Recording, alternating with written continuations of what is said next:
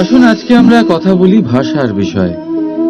এই ভাষা কত অদ্ভুত এক শক্তি, কিন্তু কখনো কখনো আমরা এই তর্কে লিপ্ত হয়ে যাই যে কোন ভাষা সর্বশ্রেষ্ঠ। কখনো কখনো এই সমস্যায় আটকে পড়ি, যখন সামনের জনের ভাষা ভিন্ন আর আমাদের ভিন্ন, না আমরা তার কথা বুঝতে পারি না সে আমাদের। আচ্ছা ঠিক আছে, কিন্তু কেউ আমাকে এটার মানে স্পষ্ট করে বোঝান। সূর্যমুখী, সূর্যের কিরণের কোন ভাষা সে বুঝতে পারে যে সূর্য ওঠার সাথে সাথে সেও ফুটে ওঠে? চকর, চকরের কাছে এমন কোন ইন্দ্রিয় আছে যে সে চাঁদের শীতলতা অনুভব করতে পারে? গরু এমন কোন সঙ্গীত শিখেছে যে আমার রাধা রাধা। কথায় আছে জীবনে সম্পর্ক নিয়ে কখনো অঙ্ক কষা উচিত নয়। এ কথা তো ঠিক। যদি এই সম্পর্কে লাভ ক্ষতি গুণ ভাগ এসব চলে আসে, তাহলে সবকিছু শুধু ব্যবসা হয়ে যায়। এই পুরো খেলাটাই হয়ে যায় অঙ্কের। আর এই জীবন নিশ্চিত রূপে অঙ্ক কষা নয়। এই জীবনে আনন্দকে বাড়ানো, কষ্টকে কমানো গণিতের খেলা নয়, ব্যবহার আর প্রেমের খেলা। কখনো কারোর মাথায় হাত রেখে তাকে শুভেচ্ছা জানালে হয়তো সেটা তাকে এত আনন্দিত করে। রাধা রাধা। সমস্যা, প্রত্যেকের জীবনেই সমস্যা আসা যাওয়া করে, আর প্রত্যেক মানুষ সমস্যা আসার পর তার সমাধান খুঁজতে উঠে পড়ে লাগেন। কিন্তু যখনই সমস্যার সমাধান হয়ে যায়, আমরা সুপ্রসন্ন হয়ে যাই এবং অসাবধানও হয়ে যাই। আমাদের মনে হয় যে আমরা সম্পূর্ণরূপে সমস্যার অন্ত করেছি, কিন্তু কোথাও না কোথাও একটা ছোট্ট বীজ রয়েই যায়, আর সেই বীজ আমাদের অসাবধানতার ছত্রছায়ায় বড় হতে থাকে, আর তারপর মহা সংকট হয়ে আবার আমাদের উপর আক্রমণ করে। এই সংকট যে কোনো রূপে আসতে পারে, কোনো শত্রুর রূপেও আসতে পারে, বা কোনো মহামারীর রূপেও আসতে পারে। সেই জন্য সবসময় সাবধান থাকাই উচিত, কারণ অসাবধান হলে কি হয়, আমাদের সুরক্ষা চক্রে একটা ছেদ উৎপন্ন হয়, আর আমাদের শেষ করতে পারে এমন এক বাণ সেই ছেদ বিন্দু হয়ে আমাদের হৃদয়ে প্রবেশ করতে পারে। তাই যে কোনো সমস্যার সমাধান করুন, জয়ী হন, উৎসবও পালন করুন, কিন্তু সাবধানে থাকবেন। আসুন আর আমার সাথে ভালোবেসে বলুন রাধা রাধা। সূর্যের মনে হয় যে তার থেকে বেশি তেজস্বী আর উজ্জ্বল কেউ নেই, তাই তার এই অহংকার ভঙ্গ করার জন্য মেঘ চলে আসে। তারপর এই মেঘের অহংকার বেড়ে যায় যে তার থেকে বেশি ঘন আর কেউ নেই। তারপরে বাতাসের একটা প্রবল দমক আসে আর মেঘেদের ছিন্ন ভিন্ন করে দিয়ে চলে যায়। তখন বায়ুর অহংকার বেড়ে যায়, আরো ভাবে যে তার থেকে বেশি শক্তিশালী আর কেউ নেই। এই দমকা বাতাস যখন বিশাল এক পর্বতের সাথে ধাক্কা খায়, তখন সেই বাতাসের অহংকারও চূর্ণ বিচূর্ণ হয়ে যায়। তারপরে পর্বত ভাবে যে তার থেকে বেশি ধীর আর শক্তিশালী আর কেউ নেই। তখন পৃথিবীতে ভূমিকম্প হয়, আর সেই বিশাল পর্বত চূর্ণ বিচূর্ণ হয়ে যায়, তারও অহংকার ভেঙে যায়। এবার ধরিত্রীর অহংকার হতে থাকে। ধরিত্রী বলে যে আমার উপর সবকিছু টিকে রয়েছে, আমার থেকে বেশি শক্তিশালী আর কেউ নেই। একটা ছোট্ট ইঁদুর আসে, মাটিতে গর্ত করে আর মাটি ধসিয়ে দেয়। ধরিত্রীর অহংকার ভেঙে যায়। এর তাৎপর্য হলো সরল, এই সংসারে অহংকার কখনো স্থির থাকে না, এই অহংকার ভাঙবেই। এটা হলো সাংসারিক চক্র। আমাদের নিজেদের জীবনে কর্তব্য পালন করতে হবে, কর্ম করতে হবে, কিন্তু অহংকার নয়। যে ব্যক্তি এটা বুঝতে সক্ষম হন তাকে জ্ঞানী বলা হয়, আর যে মানুষ এটা বুঝতে পারেন না তিনি সারা জীবন শোধ প্রতিশোধ মান অভিমানের এই চক্রে আটকা পড়েন। এবার আপনি কি এই চক্রে আটকে থাকতে চান, নাকি জ্ঞানী হয়ে উঠতে চান? সেই চয়ন আপনারই। আসুন আর আমার সাথে ভালোবেসে বলুন রাধা রাধা। কোন যোদ্ধা জন্ম থেকে যোদ্ধা হন না, তিনি যোদ্ধা হবেন কিনা চয়ন করেন। তিনি যোদ্ধা হবেন বলে তখনই স্থির করেন যখন তিনি পিছু হটবেন না বলে দৃঢ় প্রতিজ্ঞ হন। যদি ওনার সামনে অশুভ কিছু হয়, তার বিরোধিতা করতে দৃঢ় প্রতিজ্ঞ হন, তবেই তিনি যোদ্ধা হতে পারেন। কেউই যোদ্ধা হয়ে এই পৃথিবীতে জন্মগ্রহণ করেন না।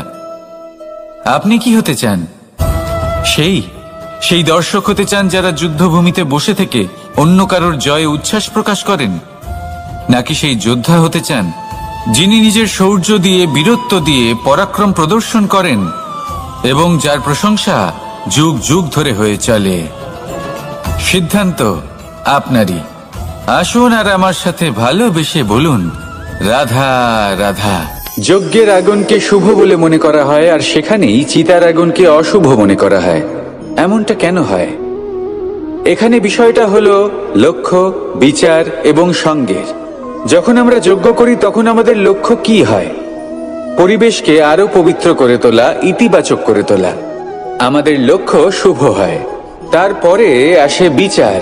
এই পরিস্থিতিতে সেই বিচার হলো অগ্নি। স্ফুলিঙ্গ থেকে তীব্র আকার ধারণ করে সমস্ত কাঠকে পুড়িয়ে দেয় এবং সুগন্ধ ছড়িয়ে দেয়। অর্থাৎ যদি আপনার লক্ষ্য শুভ হয়, তাহলে তা নিজেই শুভ বিচারধারাকে আমন্ত্রণ জানায়। এই শুভ বিচার তখনই আসবে যখন আপনার সংকল্প শুভ হবে। অন্যদিকে হলো চিতার আগুন। এর লক্ষ্য কি? একটা দেহকে পরধামে পৌঁছে দেওয়া। সবার শেষে সবকিছু আপনার উপরে নির্ভরশীল যে আপনি কোনটা চয়ন করতে চান। আপনার লক্ষ্য যদি শুভ হয়, তাহলে আপনার বিচার এবং সঙ্গতি আর তার পরিণাম সবই শুভ হবে। আসুন আর আমার সাথে ভালোবেসে বলুন, রাধা রাধা। জীবনে দুই ধরনের আবেগ রয়েছে যার কোনো মূল্য নেই। আমার কথার অর্থ এটা নয় যে এদের কোনো গুরুত্ব নেই। গুরুত্ব যথেষ্টই রয়েছে, শুধু এদের জন্য আপনাকে কোনো মূল্য দিতে হয় না। প্রথম আবেগ হলো আনন্দ, প্রসন্নতা। এটা আপনি যে কোনো জায়গায় খুঁজে পেতে পারেন যদি আপনি খুঁজে পেতে চান। আপনি কোনো পুষ্পের সৌন্দর্য দেখে প্রসন্ন হতে পারেন। বায়ুর কারণে যখন একটি বৃক্ষ শিহরিত হয়, সেটা দেখে আপনি প্রসন্ন হতে পারেন। একটা ছোট্ট শিশুর কলরব শুনেও আপনি প্রসন্ন হতে পারেন। একটা ক্রন্দনরত বালককে হাসিয়ে আপনি প্রসন্ন হতে পারেন। সবকিছু আপনার উপর নির্ভরশীল। সেখানে আরেকটি আবেগ হলো দুশ্চিন্তা। মানুষ বড়ই দুশ্চিন্তা করতে থাকে। আজ আমি এই কাজ করেছি, সেই বিষয়ে চিন্তা। আজ আমি এই কাজ করতে পারিনি, সেই বিষয়ে চিন্তা। কাল আমাকে এই কাজ করতে হবে, সেই নিয়ে চিন্তা। আমি কি সেই কাজটা করতে পারবো, সেই বিষয়েও দুশ্চিন্তা। চিন্তা সর্বত্র রয়েছে, যার জন্য মূল্য দিতে হয় না। যত চান আপনি একত্রিত করতে পারেন। একটা গুরুত্বপূর্ণ কথা মনে রাখবেন, প্রসন্নতা জীবনের একটা নতুন সূত্রপাত। সেখানে দুশ্চিন্তা হলো জীবনের চিতার সমান। এবার এই দুটি আবেগ হলো মূল্যহীন। দুটোই আপনার সামনে আছে। কোনটা চয়ন করবেন আপনি? দুশ্চিন্তা নাকি প্রসন্নতা? সিদ্ধান্ত আপনারই। আসুন আর আমার সাথে ভালোবেসে বলুন, রাধা রাধা। বনস্পতি ফলনের জন্য আমাদের কিসের প্রয়োজন পড়ে? একটু ধরিত্রীর, একটু পরিশ্রমের, আর একটা বীজের। এবার যদি মানুষের কথা বলি, তাহলে এখানে ধরিত্রী হলো মানুষের এই জীবন, যেখানে মানুষ নিজের ইচ্ছের ফল ফুল ফলন করতে চায়। পরিশ্রম হলো আমাদের কর্ম, আর বীজ হলো আমাদের নির্বাচন। আমাদের বেছে নিতে হবে যে আমরা কি বপন করব, আম নাকি ফণি মনসা। এর মধ্যে আমরা কি পেতে চাই? রসালো ফলের ফলন চাই নাকি কাঁটার ফলন চাই, তা আমাদের উপর নির্ভরশীল। কিন্তু একটা কথা ঠিক, লক্ষ্য যেমনই হোক না কেন, জীবন যেমনই হোক না কেন, যদি আপনি লক্ষ্যের দিকে এগোতে থাকেন, তাহলে কর্মের সাথে খামখেয়ালি আচরণ করতে পারবেন না। যদি আপনি এমন করেন, তাহলে এটা আপনাকে একটা অনুচিত লক্ষ্যে পৌঁছে দেবে, সেটা কিন্তু নিশ্চিত। সবসময় এটা মনে রাখবেন, কর্মের সাথে খামখেয়ালি হবেন, অর্থাৎ কর্মফলও আপনার সাথে খামখেয়ালি হবে। তাহলে নিষ্ঠার সাথে কর্ম করতে থাকুন আর নিজের লক্ষ্যকে প্রাপ্ত করুন। আর আমার সাথে ভালোবেসে বলুন, রাধা রাধা। এই জীবন আসলে কি? আমরা কারা? আমাদের অস্তিত্ব আসলে কি? পঞ্চতত্ত্ব দ্বারা নির্মিত আমাদের এই শরীর, আর এর মধ্যে পরমাত্মার একটি অংশ আত্মারূপে বসবাস করে। আর যখন এই জীবন সমাপ্ত হবে তখন আমাদের আবার এই পঞ্চতত্ত্বের মধ্যে বিলীন হয়ে যেতে হবে। এটাই সত্য। এবার অনেক মানুষ আছেন এমন অনেক চেষ্টা করতে থাকেন এমন কর্ম করার যাতে এই সংসার তাদের চিরস্মরণীয় করে রাখবে। কিন্তু এই জীবন আসলে কি? সেই সময় যখন আমরা নিঃশ্বাস নিই, আমাদের হৃদস্পন্দন হয়, আমরা যে মুহূর্তগুলো যাপন করি, এবার এই মুহূর্তগুলিতে আমরা কি করব সেটা অত্যন্ত গুরুত্বপূর্ণ। আমরা কি অহংকার করব নাকি পরোপকার করব? এই সৃষ্টিকে বেঁধে রাখার চেষ্টা করব নাকি নিজেকে উন্নত করে তোলার চেষ্টা করব? এটাই শিক্ষা যে বল হোক বা কায়া, এর প্রতি আমাদের না অহংকার করা উচিত আর না মোহ। শুধু প্রত্যেকটা মুহূর্ত প্রেমময় হয়ে বাঁচুন আর ভালোবেসে বলুন, রাধা রাধা। মানুষের কত রকম অনুভূতি হয়, কিন্তু সে সেটাই করে যেটা সে আজ অবধি করে এসেছে, আর এটাই তার সব থেকে বড় ভুল। আপনাকে যদি উদাহরণ দিই, তাহলে একটা গোয়ালা যে ছোটবেলা থেকে একটাই কাজ করেছে, গরুকে চড়িয়েছে, দুধ বের করেছে, সে সারা জীবন সেটাই পাবে, শুধু দুধ। কিন্তু ভেবে দেখুন, যখন এই দুধ কোনো ময়রার কাছে যায়, তখন সে সেটা দিয়ে মালপোয়া বানায়, মাখন বানায়, বিভিন্ন রকমের সুস্বাদু মিষ্টি বানায়, ঘি বানায়। সে বড় কিছু করে, তার বদলে সে বড় কিছু পায়। তাই মনে রাখবেন, যদি আপনি সেটা করেন যেটা আপনি সব সময় করে এসেছেন, তাহলে আপনি সেটাই পাবেন যা আপনি আজ পর্যন্ত পেয়ে এসেছেন। নতুন কিছু করার চেষ্টা করুন, আলাদা কিছু করার চেষ্টা করুন, নিজেকে বদলানোর চেষ্টা করুন, নিজেকে প্রস্তুত করুন, নতুন কিছু করুন। তাই মনে রাখবেন, যদি আপনি এমন কিছু করেন যা এর আগে কেউ কখনো করেনি, তাহলে আপনি এমন কিছু পাবেন যা এর আগে কেউ কখনো পায়নি। তাই নতুন উপায়, নতুন চেষ্টার দ্বারা নতুন কর্মের পালন করুন। নতুন চিন্তা নিজের ভেতরে জাগ্রত করুন, কারণ এই চিন্তাই সত্য হয়ে আপনার জীবনে আসবে। রাধা রাধা। সমুদ্র মন্থন, আমরা সবাই জানি এ কিভাবে হয়েছিল। এই মন্থন থেকে কি কি পাওয়া গেছিল? অসংখ্য রত্ন পাওয়া গেছিল, বিষ পাওয়া গেছিল, অমৃত পাওয়া গেছিল। ঠিক সেইভাবেই আমাদের ভেতরেও একটা বিশাল সমুদ্র রয়েছে, যাকে আমরা নাম দিয়েছি মন। যদি এই মনের মন্থন করা হয়, তাহলে এই মন থেকে বিষও বেরোতে পারে আর অমৃতও বেরোতে পারে। তাই মনে রাখবেন, আপনার যে জিহ্বা রয়েছে তা বিষও নির্গত করতে পারে, আবার অমৃত। খারাপ কিছুও করতে পারে, যদিও আপনার মনস্কামনা খারাপ নাও হয়। তাই সবসময় যখন আপনার মুখ থেকে শব্দ উচ্চারণ করবেন, এই মনের মন্থন করে তা করুন। আর আমার সাথে ভালোবেসে বলুন, রাধা রাধা। পাদুকা, খড়ম আমাদের জীবনে কতটা গুরুত্বপূর্ণ হয়। যখনই আমরা এটা পায়ে পড়ে হাঁটি, এটা আমাদের রক্ষা করে কাঁটা থেকে, ছোট পাথর থেকে। এটা আমাদের সুরক্ষিত রাখে। কিন্তু যদি এটাকেই আমরা অন্য দৃষ্টিভঙ্গি দিয়ে দেখি, তাহলে এই পাদুকার জন্যই হাঁটার সময় পেছন থেকে আমাদের পায়ে কাদা লেগে যায়। এরকম মানুষও আমাদের জীবনে থাকে, যে থাকে তো আমাদের সাথেই, কিন্তু এরাই আমাদের পিঠ পিছে কাদা ছড়ে। এবার হাঁটার সময় যখন আপনার পায়ে কাদা লাগে আপনার পাদুকার জন্য, আপনার নজর সেদিকে থাকে না, আপনার নজর থাকে সামনের দিকে, কারণ সেটাই আপনার লক্ষ্য, সেটাই আপনার পথ, আর সেটাই আপনার করা উচিত। তাই মনে রাখবেন, আপনার পা ধরে সেই টানতে পারে যে আপনার পেছনে রয়েছে, আর আপনার নজর সেখানে নয়। সবসময় সামনে নিজের লক্ষ্যে থাকা উচিত। প্রতি মুহূর্তে নিজের লক্ষ্যের দিকে তাকিয়ে থাকুন, সবসময় জীবনের সামনে এগোতে থাকুন। আর রাধা রাধা।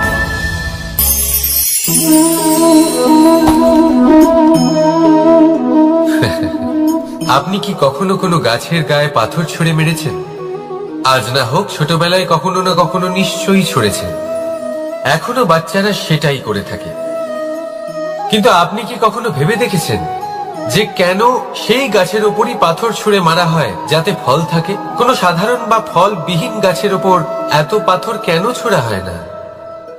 কারণ খুবই সহজ, আমরা ফল খেতে চাই, আর সেটা পারার জন্য আমরা পাথর ছুঁড়ে সেগুলিকে প্রাপ্ত করার চেষ্টা করি।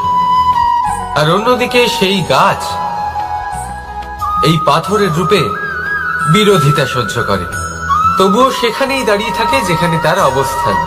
সেই ফল আমাদের দিতে থাকে যা সর্বদা আমাদের দিয়ে এসেছে, আর সেই জন্যই সে আমাদের কাছে মূল্যবান। তাই মনে রাখবেন, আপনার জীবনেও এরকম অনেক মানুষ আসবেন বা হয়তো এখনই আছে যারা আপনার বিরোধিতা করেন, যারা আপনার জীবনে সংকট ডেকে আনে, আপনাকে দোষারোপ করেন, কিন্তু আপনার নজর সেদিকে থাকা উচিত নয়। তাই একটা গুরুত্বপূর্ণ সত্য সবসময় মনে রাখবেন, সেই গাছের ওপরেই পাথর এসে পড়ে যে ফল ধারণ করে, যে মূল্যবান হয়। রাধা রাধা। এই ডাল দেখুন, এই সুন্দর পুষ্প দেখুন। এই ডালের সৌন্দর্য হলো এই পুষ্প, আর এই পুষ্পের মেরুদণ্ড হলো এই ডাল। এবার কল্পনা করুন, যদি এই ডাল থেকে এই পুষ্পকে ছিঁড়ে নেওয়া হয়, তাহলে আপনি যাই করুন না কেন পুনরায় জোড়া লাগাতে পারবেন না। এবার যদি এটা আমাদের জীবনে হয়, আমাদের মানুষের, আমরা যদি কিছু পাই তাহলে সেটা সুরক্ষিত রাখি, আর যদি সেটা হারিয়ে ফেলি তাহলে দুঃখে জর্জরিত হই। এবার ফিরে আসি প্রকৃতির কথায়। দেখা যাক প্রকৃতি আমাদের কি শেখায়। এবার যদি এই পুষ্প এই ডালটা থেকে ছেড়ে যায়, আর যদি এই ডাল সবল থাকে, তাহলে কিছুদিন পরেই এই ডালে আবার নতুন ফুল ফুটবে। এবার এটা আমাদের জীবনেও ঘটবে, নিশ্চয়ই ঘটবে। সেটাই প্রকৃতি। সেই জন্য জীবনে আপনি যা হারিয়েছেন সেটার বিষয় না ভেবে, যা ফেলে এসেছেন তার বিষয় না চিন্তা করে, ভবিষ্যতে যা আপনি যত্ন করে রাখতে পারবেন, সাবধানে রাখতে পারবেন, সেগুলির প্রতি একাগ্র হন। বিশ্বাস করুন, এই মনরূপী ডালের ওপর সুখের ফুল সব সময় ফুটবে। রাধা রাধা। ধন আর মানুষের মনের মধ্যে একটা সম্পর্ক রয়েছে। সেই একই সম্পর্ক রয়েছে সুযোগ আর প্রয়াসের মধ্যে। মানুষ বলে, যদি আমি একটু ধন লাভ করি তাহলে আমি কিছু করতে পারি। ধন বলে, যদি তুই কিছু করিস তবে তোর কাছে আমি আসব। মানুষ বলে, আমি কোনো সুযোগ পেলে তবেই তো চেষ্টা করব। আর সুযোগ বলে, তুই প্রয়াস কর তবেই তো আমি দেখা দেব। সবসময় জীবনে সেই কামনা করবেন না যা আপনি অন্য কারোর থেকে বা এই সংসারের থেকে নিয়তির সাহায্যে পেতে পারেন। মনোসংযোগ করুন নিজের কর্মের ওপর, মনোসংযোগ করুন তার ওপর যা আপনার হাতে আছে। অনবরত চেষ্টা করুন, না কোনো আশা করে, না কোনো আকাঙ্ক্ষা নিয়ে। আর তারপর এই জীবনকে দেখুন, সে সফলতা হোক বা সুখ, সে ধন হোক বা হোক সুযোগ, সব নিজে থেকেই আপনার কাছে আসবে। রাধা রাধা। যখনই আমরা প্রসন্ন হই, কোনো শুভ অনুষ্ঠান থাকে, আমরা সাফল্য লাভ করি, আমরা সবার আগে আপনজনদের মিষ্টিমুখ করাই। আর এটা ভালোই। মিষ্টিমুখ করালে মনও মিষ্টি হয়ে যায়। কিন্তু এই মিষ্টতা শুধুমাত্র মিষ্টির মধ্যে থাকে না, কারণ এই স্বাদ নয়, এই এক অনুভূতি। জিহ্বার স্বাদ গলায় গেলেই শেষ হয়ে যায়, সেখানে অনুভূতির স্বাদ সারা জীবন মনে থেকে যায়। তাই আপনি যখনই আপনজনদের মিষ্টি মুখ করাবেন, শুধু সেই মিষ্টি দিয়ে কেন, যা কিছুক্ষণের জন্যই থাকে, সেই অনুভূতির দ্বারা, সেই মিষ্টি কথার দ্বারা, সেই মিষ্টি ব্যবহারের দ্বারা সবাইকে খুশি করুন। মানুষ সারা জীবন মনে রাখবে। না থাকবে কোনো তিক্ততা, আর না থাকবে কোনো শত্রুতা। দেখবেন এইভাবেই আপনি আরো একটা সুযোগ পেয়ে যাবেন মিষ্টি মুখ করার। রাধা রাধা। এটা সেই নৌকার প্রতিরূপ যা আমাদের নদী পার করায়। এবার বিষয়টা একটু ভেবে দেখুন। সেই বিশাল নৌকা যা আমাদের নদী পার করায়, সেটার নির্মাণ নদীতে নয়, ডাঙায় হয়। আর যদি আমরা এটাকে নদী অবধি পৌঁছতে চাই, তাহলে আমাদের দরকার পড়ে কোনো গরুর গাড়ির অথবা ঘোড়ার গাড়ি। তার সাহায্যে একে বহন করা হয়। এবার পথে যদি কোনো জলধারা আসে, কোনো নদী আসে, আর সেটাকে পার করতে হয়, তাহলে তখন সেই নৌকার উপরে গাড়ি রাখা হয়, তারপর তাকে পার করা হয়। অর্থাৎ এই যাত্রা দুজনের সংযোগ ছাড়া সম্পূর্ণ হতেই পারবে না। সেই জন্যই এই প্রবাদ আছে, কখনো নৌকা তো কখনো গাড়ি। আমাদের সম্পর্কের মধ্যে অতি আবশ্যক, আমাদের সম্পর্কের মধ্যে অত্যন্ত গুরুত্বপূর্ণ হল সংযোগ। সবসময় একসাথে চলা, সংযোগ স্থাপন করা, সবসময় সুখী থাকবে। রাধা রাধা। আসুন আজকে আমরা কথা বলি ভাষার বিষয়ে। এই ভাষা কত অদ্ভুত এক শক্তি, কিন্তু কখনো কখনো আমরা এই তর্কে লিপ্ত হয়ে যাই যে কোন ভাষা সর্বশ্রেষ্ঠ। কখনো কখনো এই সমস্যায় আটকে পড়ি, যখন সামনের জনের ভাষা ভিন্ন আর আমাদের ভিন্ন, না আমরা তার কথা বুঝতে পারি, না সে আমাদের। আচ্ছা ঠিক আছে, কিন্তু কেউ আমাকে এটার মানে স্পষ্ট করে বোঝান। সূর্যমুখী, সূর্যের কিরণের কোন ভাষা সে বুঝতে পারে যে সূর্য ওঠার সাথে সাথে সেও ফুটে ওঠে? চকর, চকরের কাছে এমন কোন ইন্দ্রিয় আছে যে সে চাঁদের শীতলতা অনুভব করতে পারে?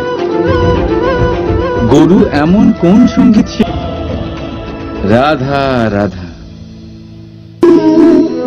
কথায় আছে জীবনে সম্পর্ক নিয়ে কখনো অঙ্ক কষা উচিত নয়। এই কথা তো ঠিক। যদি এই সম্পর্কে লাভ ক্ষতি গুণ ভাগ এসব চলে আসে, তাহলে সবকিছু শুধু ব্যবসা হয়ে যায়। এই পুরো খেলাটাই হয়ে যায় অঙ্কের। আর এই জীবন নিশ্চিত রূপে অঙ্ক কষা নয়। এই জীবনে আনন্দকে বাড়ানো, কষ্টকে কমানো গণিতের খেলা নয়, ব্যবহার আর প্রেমের খেলা। কখনো কারোর মাথায় হাত রেখে তাকে শুভেচ্ছা জানালে হয়তো সেটা তাকে রাধা রাধা। সমস্যা।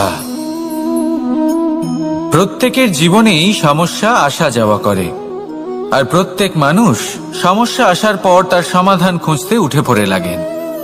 কিন্তু যখনই সমস্যার সমাধান হয়ে যায়, আমরা সুপ্রসন্ন হয়ে যাই এবং অসাবধানও হয়ে যাই।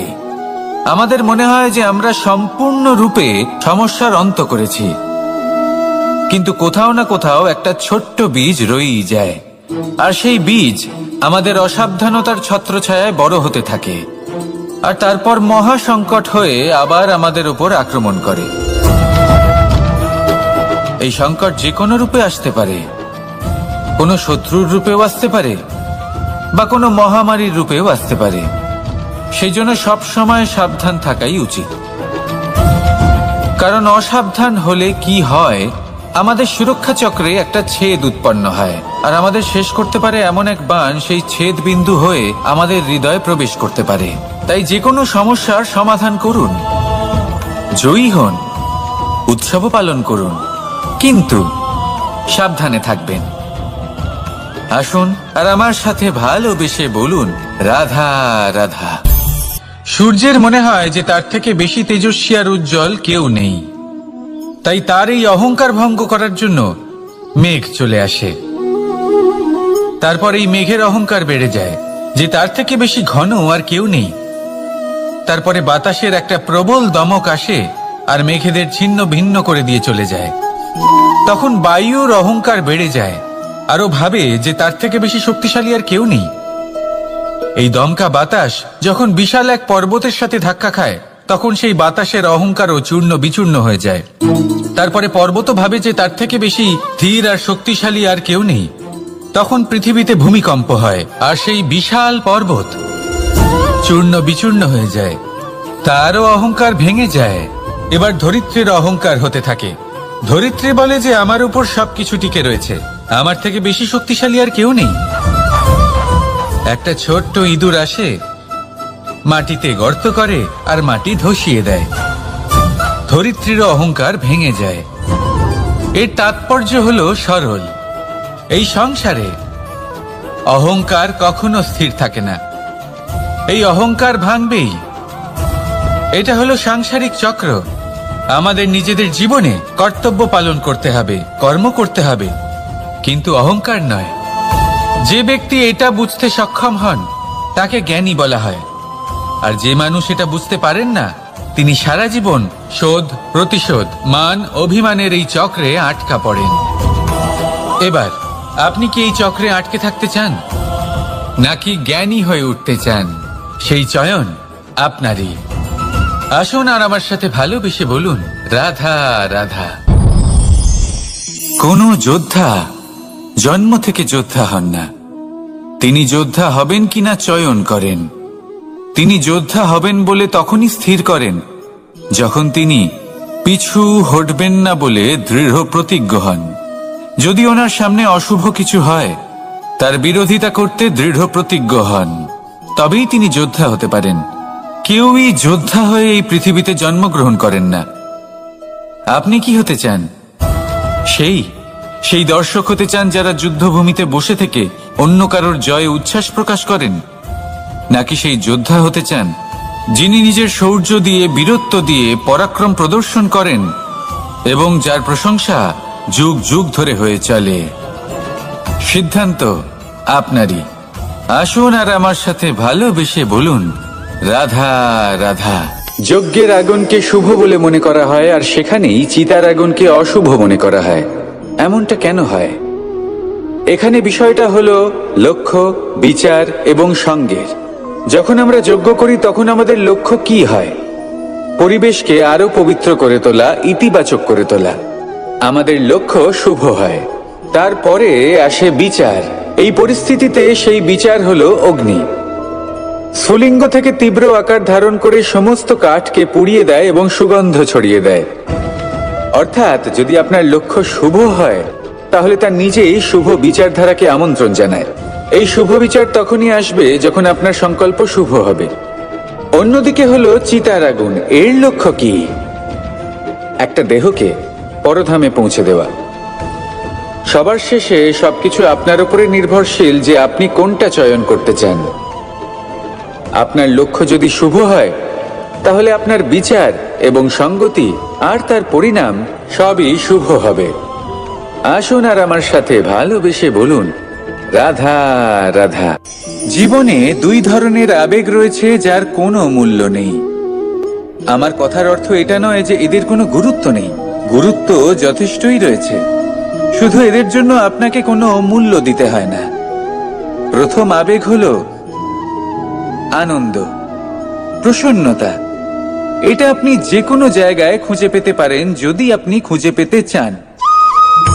আপনি কোনো পুষ্পের সৌন্দর্য দেখে প্রসন্ন হতে পারেন। বায়ুর কারণে যখন একটি বৃক্ষ শিহরিত হয়, সেটা দেখে আপনি প্রসন্ন হতে পারেন। একটা ছোট্ট শিশুর কলরব শুনেও আপনি প্রসন্ন হতে পারেন। একটা ক্রন্দনরত বালককে হাসিয়ে আপনি প্রসন্ন হতে পারেন। সবকিছু আপনার উপর নির্ভরশীল। সেখানে আরেকটি আবেগ হলো দুশ্চিন্তা।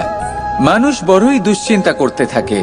আজ আমি এই কাজ করেছি, সেই বিষয়ে চিন্তা। আজ আমি এই কাজ করতে পারিনি, সেই বিষয়ে চিন্তা। কাল আমাকে এই কাজ করতে হবে, সেই নিয়ে চিন্তা। আমি কি সেই কাজটা করতে পারবো, সেই বিষয়েও দুশ্চিন্তা। চিন্তা সর্বত্র রয়েছে, যার জন্য মূল্য দিতে হয় না। যত চান আপনি একত্রিত করতে পারেন। একটা গুরুত্বপূর্ণ কথা মনে রাখবেন, প্রসন্নতা জীবনের একটা নতুন সূত্রপাত। সেখানে দুশ্চিন্তা হলো জীবনের চিতার সমান। এবার এই দুটি আবেগ হলো মূল্যহীন, দুটোই আপনার সামনে আছে। কোনটা চয়ন করবেন আপনি? দুশ্চিন্তা নাকি প্রসন্নতা? সিদ্ধান্ত আপনারই। আসুন আর আমার সাথে ভালোবেসে বলুন, রাধা রাধা। বনস্পতি ফলনের জন্য আমাদের কিসের প্রয়োজন পড়ে? একটু ধরিত্রীর, একটু পরিশ্রমের, আর একটা বীজের। এবার যদি মানুষের কথা বলি, তাহলে এখানে ধরিত্রী হলো মানুষের এই জীবন, যেখানে মানুষ নিজের ইচ্ছের ফল ফুল ফলন করতে চায়। পরিশ্রম হলো আমাদের কর্ম, আর বীজ হলো আমাদের নির্বাচন। আমাদের বেছে নিতে হবে যে আমরা কি বপন করব, আম নাকি ফণি মনসা। এর মধ্যে আমরা কি পেতে চাই? রসালো ফলের ফলন চাই নাকি কাঁটার ফলন চাই, তা আমাদের উপর নির্ভরশীল। কিন্তু একটা কথা ঠিক, লক্ষ্য যেমনই হোক না কেন, জীবন যেমনই হোক না কেন, যদি আপনি লক্ষ্যের দিকে এগোতে থাকেন, তাহলে কর্মের সাথে খামখেয়ালি আচরণ করতে পারবেন না। যদি আপনি এমন করেন, তাহলে এটা আপনাকে একটা অনুচিত লক্ষ্যে পৌঁছে দেবে, সেটা কিন্তু নিশ্চিত। সবসময় এটা মনে রাখবেন, কর্মের সাথে খামখেয়ালি হবেন, অর্থাৎ কর্মফলও আপনার সাথে খামখেয়ালি হবে। তাহলে নিষ্ঠার সাথে কর্ম করতে থাকুন আর নিজের লক্ষ্যকে প্রাপ্ত করুন। আর আমার সাথে ভালোবেসে বলুন, রাধা রাধা। এই জীবন আসলে কি? আমরা কারা? আমাদের অস্তিত্ব আসলে কি? পঞ্চতত্ত্ব দ্বারা নির্মিত আমাদের এই শরীর, আর এর মধ্যে পরমাত্মার একটি অংশ আত্মারূপে বসবাস করে। আর যখন এই জীবন সমাপ্ত হবে, তখন আমাদের আবার এই পঞ্চতত্ত্বের মধ্যে বিলীন হয়ে যেতে হবে। এটাই সত্য। এবার অনেক মানুষ আছেন, এমন অনেক চেষ্টা করতে থাকেন এমন কর্ম করার, যাতে এই সংসার তাদের চিরস্মরণীয় করে রাখবে। কিন্তু এই জীবন আসলে কি? সেই সময় যখন আমরা নিঃশ্বাস নিই, আমাদের হৃৎস্পন্দন হয়, আমরা যে মুহূর্তগুলো যাপন করি, এবার এই মুহূর্তগুলিতে আমরা কি করব সেটা অত্যন্ত গুরুত্বপূর্ণ। আমরা কি অহংকার করব নাকি পরোপকার করব? এই সৃষ্টিকে বেঁধে রাখার চেষ্টা করব নাকি নিজেকে উন্নত করে তোলার চেষ্টা করব? এটাই শিক্ষা যে বল হোক বা কায়া, এর প্রতি আমাদের না অহংকার করা উচিত আর না মোহ। শুধু প্রত্যেকটা মুহূর্ত প্রেমময় হয়ে বাঁচুন আর ভালোবেসে বলুন, রাধা রাধা। মানুষের কত রকম অনুভূতি হয়, কিন্তু সে সেটাই করে যেটা সে আজ অবধি করে এসেছে, আর এটাই তার সব থেকে বড় ভুল। আপনাকে যদি উদাহরণ দিই, তাহলে একটা গোয়ালা যে ছোটবেলা থেকে একটাই কাজ করেছে, গরুকে চড়িয়েছে, দুধ বের করেছে, সে সারা জীবন সেটাই পাবে, শুধু দুধ। কিন্তু ভেবে দেখুন, যখন এই দুধ কোনো ময়রার কাছে যায়, তখন সে সেটা দিয়ে মালপোয়া বানায়, মাখন বানায়, বিভিন্ন রকমের সুস্বাদু মিষ্টি বানায়, ঘি বানায়। সে বড় কিছু করে, তার বদলে সে বড় কিছু পায়। তাই মনে রাখবেন, যদি আপনি সেটা করেন যেটা আপনি সব সময় করে এসেছেন, তাহলে আপনি সেটাই পাবেন যা আপনি আজ পর্যন্ত পেয়ে এসেছেন। নতুন কিছু করার চেষ্টা করুন, আলাদা কিছু করার চেষ্টা করুন, নিজেকে বদলানোর চেষ্টা করুন, নিজেকে প্রস্তুত করুন, নতুন কিছু করুন। তাই মনে রাখবেন, যদি আপনি এমন কিছু করেন যা এর আগে কেউ কখনো করেনি, তাহলে আপনি এমন কিছু পাবেন যা এর আগে কেউ কখনো পায়নি। তাই নতুন উপায়, নতুন চেষ্টার দ্বারা নতুন কর্মের পালন করুন। নতুন চিন্তা নিজের ভেতরে জাগ্রত করুন, কারণ এই চিন্তাই সত্য হয়ে আপনার জীবনে আসবে। রাধা রাধা। সমুদ্র মন্থন, আমরা সবাই জানি এ কিভাবে হয়েছিল। এই মন্থন থেকে কি কি পাওয়া গেছিল? অসংখ্য রত্ন পাওয়া গেছিল, বিষ পাওয়া গেছিল, অমৃত পাওয়া গেছিল। ঠিক সেইভাবেই আমাদের ভেতরেও একটা বিশাল সমুদ্র রয়েছে, যাকে আমরা নাম দিয়েছি মন।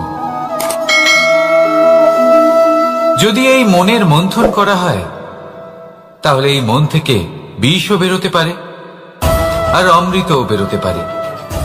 তাই মনে রাখবেন, আপনার যে জিহ্বা রয়েছে তা বিষও নির্গত করতে পারে, আবার অমৃত। খারাপ কিছুও করতে পারে, যদিও আপনার মনস্কামনা খারাপ নাও হয়। তাই সবসময় যখন আপনার মুখ থেকে শব্দ উচ্চারণ করবেন, এই মনের মন্থন করে তা করুন। আর আমার সাথে ভালোবেসে বলুন, রাধা রাধা। পাদুকা, খড়ম আমাদের জীবনে কতটা গুরুত্বপূর্ণ হয়। যখনই আমরা এটা পায়ে পড়ে হাঁটি, এটা আমাদের রক্ষা করে কাঁটা থেকে, ছোট পাথর থেকে। এটা আমাদের সুরক্ষিত রাখে।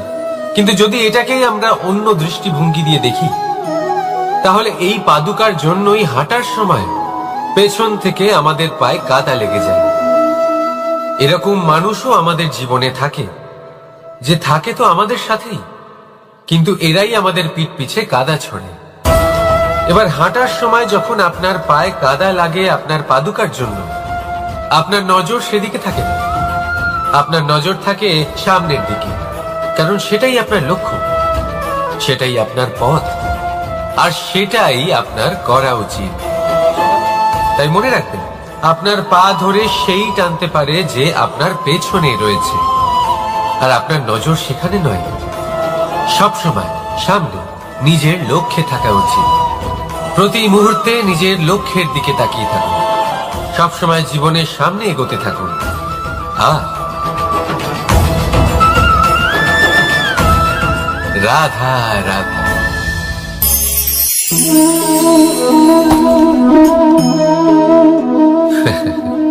আপনি কি কখনো কোনো গাছের গায়ে পাথর ছুঁড়ে মেরেছেন? আজ না হোক, ছোটবেলায় কখনো না কখনো নিশ্চয়ই ছুঁড়েছেন। এখনো বাচ্চারা সেটাই করে থাকে। কিন্তু আপনি কি কখনো ভেবে দেখেছেন যে কেন সেই গাছের ওপরই পাথর ছুঁড়ে মারা হয় যাতে ফল থাকে? কোনো সাধারণ বা ফলবিহীন গাছের ওপর এত পাথর কেন ছোড়া হয় না? কারণ খুবই সহজ, আমরা ফল খেতে চাই, আর সেটা পারার জন্য আমরা পাথর ছুঁড়ে সেগুলিকে প্রাপ্ত করার চেষ্টা করি। আর অন্যদিকে সেই গাছ এই পাথরের রূপে বিরোধিতা সহ্য করে, তবুও সেখানেই দাঁড়িয়ে থাকে যেখানে তার অবস্থান।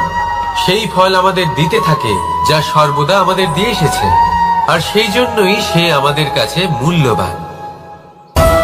তাই মনে রাখবেন, আপনার জীবনেও এরকম অনেক মানুষ আসবেন, বা হয়তো এখনই আছে, যারা আপনার বিরোধিতা করেন, যারা আপনার জীবনে সংকট ডেকে আনেন, আপনাকে দোষারোপ করেন। কিন্তু আপনার নজর সেদিকে থাকা উচিত নয়। তাই একটা গুরুত্বপূর্ণ সত্য সবসময় মনে রাখবেন, সেই গাছের ওপরেই পাথর এসে পড়ে যে ফল ধারণ করে, যে মূল্যবান হয়। রাধা রাধা।